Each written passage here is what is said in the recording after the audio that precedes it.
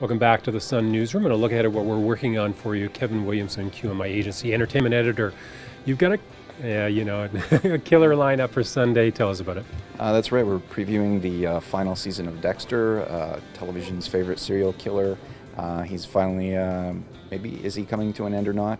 This is the 8th season and it'll be the last one. Okay, I have to ask you the question that most diehard Dexter fans ask every season.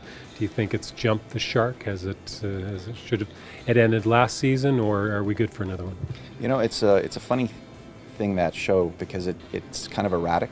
Some seasons are better than others. It hasn't been really in a steady, slow decline. If you think about the season with Jimmy Smits, which was pretty weak, was followed by the season with John Lithgow, which was its best season.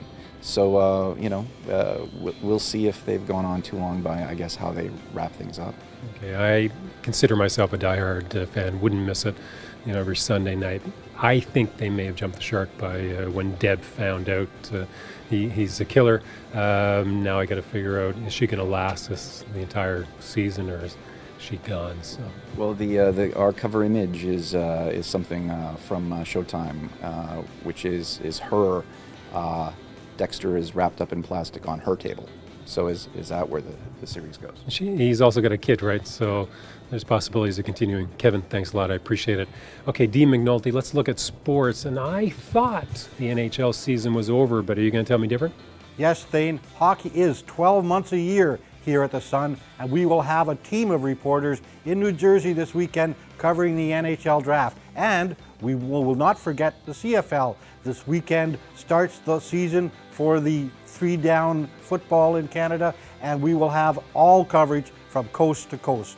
Okay, thanks, Dean. I appreciate it. Okay, let's turn it over to Ted Rath, QMI Agency Editor.